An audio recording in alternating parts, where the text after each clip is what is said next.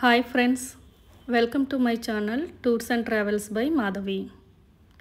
ముందుగా అందరికీ శ్రీరామనవమి శుభాకాంక్షలను తెలియజేస్తూ ఈ శ్రీరామనవమికి ద్వాదశ జ్యోతిర్లింగాలలో ఒకటైనటువంటి రామేశ్వరాన్ని మీకు చూపించబోతున్నాను.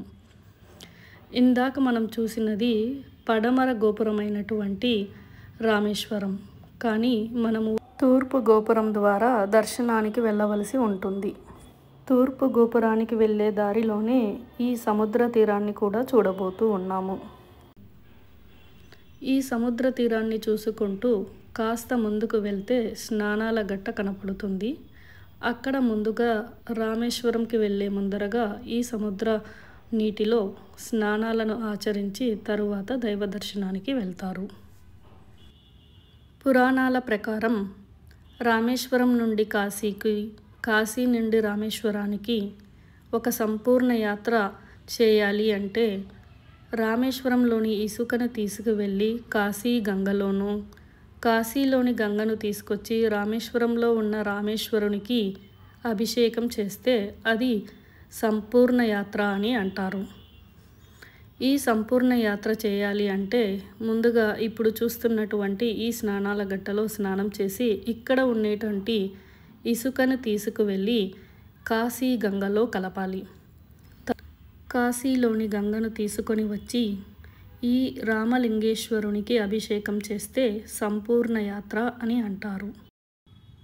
రామేశ్వరంకి వచ్చినటువంటి భక్తులందరూ కూడా ఇక్కడ కనిపిస్తున్నటువంటి ఈ స్నానాల గట్టలో స్నానం ఆచరించిన తరువాత కాస్త ముందుకు వెళ్తే తూర్పు గోపురం కనపడుతుంది.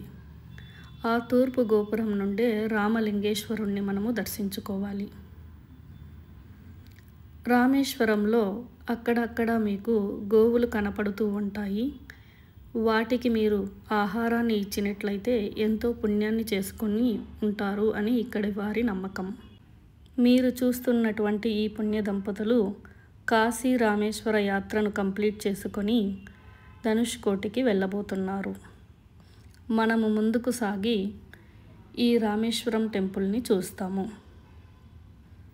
ఇప్పుడు మీరు చూస్తున్న ఈ గోపురం తూర్పు గోపురం.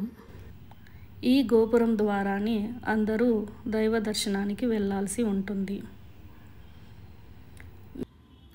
మీరు చూస్తున్న ఈ గోపురం తూర్పు గోపురం.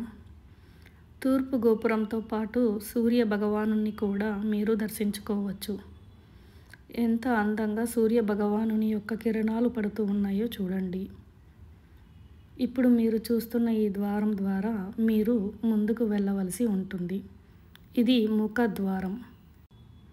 ఈ గుడిలో ముందుగా విఘ్నేశ్వరుణ్ణి దర్శించుకొని ఆ తరువాత కుమారస్వామిని కూడా దర్శించుకొని ముందుకు వెళ్దాము. ముందుకు వెళ్ళేటప్పుడు మీరు గనక బాగా గమనించినట్లయితే ఇక్కడ ఉన్నటువంటి శిల్పకళ ఎంతో చాకచక్యంగా చెక్కబడి ఉన్నది. మరియు ప్రతి ఒక్క స్తంభము కూడా చాలా డిఫరెంట్గా, ఒక్కో స్తంభానికి ఉన్న ఆకారం ఇంకో స్తంభానికి ఉండదు. అన్ని స్తంభాలు చాలా వేరువేరుగా చెక్కబడి ఉన్నాయి. చూస్తున్నారు కదా, ఇది ముఖద్వారము. రామేశ్వరం యొక్క ఈ గుడిని చూపిస్తూ మీకు త్రేతాయుగంలో జరిగినటువంటి ఒక కథను చెప్పబోతూ ఉన్నాను. పూర్వం త్రేతాయుగంలో సీతాదేవిని అపహరించిన రావణాసురుడిని సంహరించేందుకు శ్రీరాముడు వానర సైన్యంతో కలిసి రామేశ్వరం నుండి రామసేతును నిర్మించి శ్రీలంకకు చేరుకున్నాడు. తరువాత రావణాసుని సంహరించి అనంతరం రాముడు, సీతాదేవిని, లక్ష్మణుడు, హనుమంతుడు, సుగ్రీవుడు అందరూ కలిసి అయోధ్యకు వెళ్ళేటప్పుడు ఇక్కడ సేద తీరాడని పురాణోక్తి. అప్పుడు మహాజ్ఞాని శివభక్తుడు అయినటువంటి రావణాసురుణ్ణి సంహరించినందుకు గాను బ్రహ్మ హత్యా పాతకం చుట్టుకోకుండా ఉండటానికి పరిష్కారం చూపించమని రాముడు మహర్షులను అడిగాడట. అప్పుడు శివలింగాన్ని ప్రతిష్ఠించి పూజించమని అక్కడ ఉన్నవారు సలహా ఇచ్చారు. అప్పుడు కైలాసానికి వెళ్ళి శివలింగాన్ని తీసుకురమ్మని హనుమంతుడికి శ్రీరాముడు ఆదేశాన్ని ఇచ్చాడు.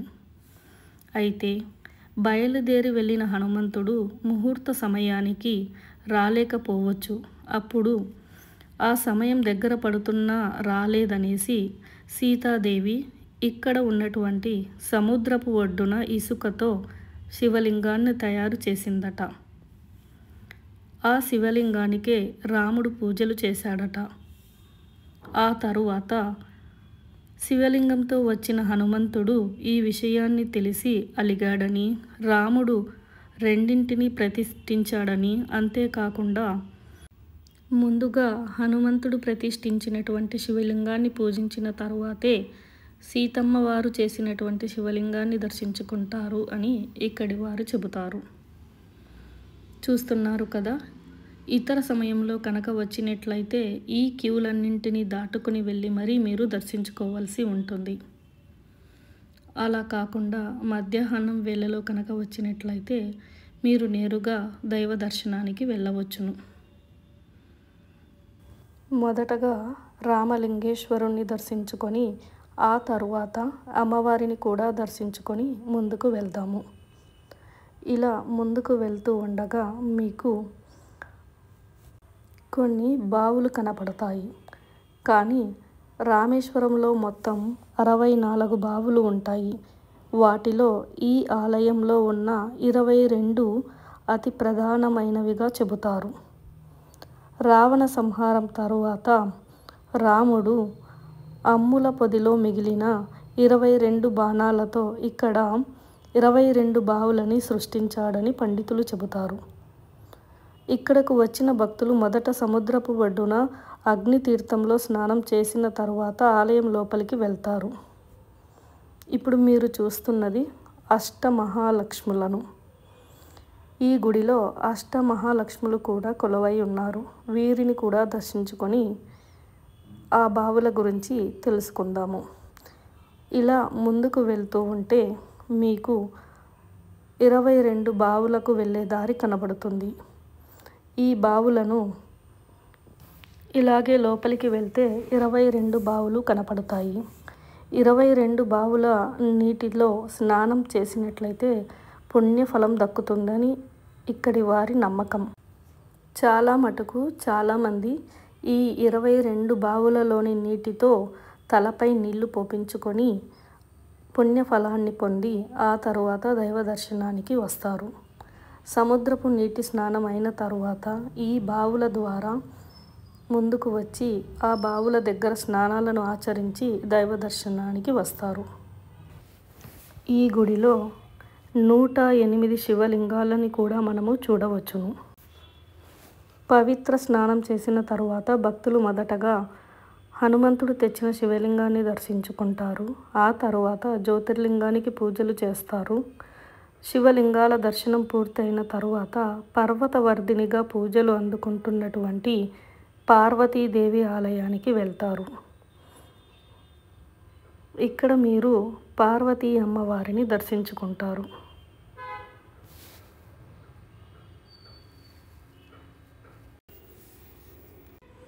పర్వతవర్ధిని దర్శించుకున్న తరువాత విశ్వేశ్వరుడు, విశాలాక్షి, విష్ణుమూర్తి, మహాలక్ష్మి, సంతాన సౌభాగ్య గణపతి, నటరాజ నవగ్రహ మండపం, వల్లీ దేవసేన సమేత కార్తికేయుడు వంటి వివిధ దేవతామూర్తుల్ని దర్శించుకుంటారు. ఇలా చాలామంది దేవతా విగ్రహాలు ఇక్కడ కొలువై ఉన్నారు. అందరినీ దర్శించుకొని ముందుకు సాగుదాము. ఈ గుడి మొత్తం విగ్రహాలతో ప్రతి ఒక్క స్తంభంలో ఒక్కొక్క విగ్రహము ఒక్కొక్క కథను తెలుపుతూ ఉంటుంది. ప్రతి స్తంభాన్ని చూసుకుంటూ వెళ్తే ఒక్కో కథనం మనకు తెలుస్తూ ఉంటుంది. ఇక్కడ ఉండే ఈ విగ్రహాలన్నీ కలిసి రామేశ్వరం ఆలయానికి ఎంతో మహిమనిచ్చాయి. ప్రతి విగ్రహం ఒక గొప్ప పురాణ గాథను, ఆధ్యాత్మికతను చెబుతూ ఉంటాయి. మీరు ఆలయంలో దర్శించగలిగే ప్రతి విగ్రహం వెనుక ఉన్న కథలు ఎంతో ప్రేరణాత్మకంగా కనిపిస్తాయి. కాకపోతే మీరు చేయవలసిందల్లా ప్రతి స్తంభాన్ని ఉన్న విగ్రహాన్ని గమనించుకుంటూ వెళ్తే ఆ స్తంభాల వెనుక ఉన్న కథ మీకు అర్థమవుతుంది. అప్పటిలోనే ఎంతో చాకచక్యంగా ప్రతి ఒక్క స్తంభానికి ఒక్కొక్క విగ్రహాన్ని చెక్కి ఎంతో నైపుణ్యముతో ఈ గుడులను తీర్చిదిద్దారు. ఈ శ్రీరామనవమికి మీరు ఈ పుణ్యక్షేత్రాన్ని చూస్తూ ఉన్నారు అంటే ఎంతో ధన్యులై ఉంటారు. ఇక్కడ ఉండేటువంటి హనుమంతుని వారిని కూడా ఒక్కసారి దర్శించుకుందాము. ఇక్కడ ప్రతి ఒక్క చోట ప్రతి ఒక్క విగ్రహం ఒక్కొక్క కథనాన్ని మనకు తెలియజేస్తూ ఉంటుంది. నిదానంగా ఒక్కొక్క విగ్రహాన్ని చూసుకుంటూ ముందుకు సాగుదాము. ఈ గుడి మొత్తంలో మనము ఎటు పక్క నుంచి వచ్చాము, ఎటు పక్క నుంచి వెళ్తున్నాము అన్నది మనకే అర్థం అవ్వదు. ఎందుకు అంటే ఇది చాలా పెద్దదిగా, చూడడానికి ఒకే విధంగా ఉంటుంది, కానీ దారులు చాలా ఉన్నాయి. మొత్తానికి ఎలా అయితే వెళ్ళామో మరి ఆ దారిలోనే మనము తిరిగి బయటకు రావాల్సి ఉంటుంది. వచ్చేటప్పుడు కూడా మనము ఈ అష్టమహాలక్ష్ములను దర్శించుకొని బయటికి రావచ్చు. ఇదే మనకు గుర్తుగా ఉంటుంది. వెళ్ళేటప్పుడు అష్టమహాలక్ష్ములను దర్శించుకొని ఈ విగ్రహాలన్నింటినీ దాటుకొని మనము వచ్చాము. అదేవిధంగా ఇప్పుడు వెలుపలికి కూడా ఇదే దారిలో వెళ్ళబోతూ ఉన్నాము. చూశారు కదా, ఇది రామేశ్వరం గుడి యొక్క ప్రత్యేకత. మరియు ఈ వీడియోలో మీకు వీలైనంతగా రామేశ్వరంలోని ఈ గుడిని మీకు చూపించాను. తరువాత మనము ధనుష్కోటికి వెళ్ళబోదాము. ఇక్కడ చెప్పుల స్టాండ్ ఉచితంగా ఉంటుంది. చెప్పులను భద్రపరచుకోవచ్చు. అదేవిధంగా సెల్ ఫోన్లు కూడా గుడిలోకి అనుమతించరు. కాబట్టి బయటనే భద్రపరచుకొని ముందుకు వెళ్ళండి. రామేశ్వరం నుంచి ఇంటికి వెళ్ళేటప్పుడు మాత్రం మీరు రామేశ్వరంలోని ఇసుకని మాత్రం తీసుకు వెళ్ళకుండా మర్చిపోవద్దు. ఎందుకు అంటే రామేశ్వరంలోని ఇసుకను మనము కాశీలో కలపాలి. కాశీలోని గంగను తీసుకొని వచ్చి కాశీ గంగను ఇక్కడ రామేశ్వరంలో ఉన్నటువంటి రామలింగేశ్వరునికి అభిషేకం చేయాలి. ఇప్పుడు మీరు చూస్తున్నది ధనుష్కోటి. రామేశ్వర క్షేత్రం పరిసరాల్లో ఉన్న అత్యంత పవిత్రమైన స్థలాలలో ధనుష్కోటి ఒకటి.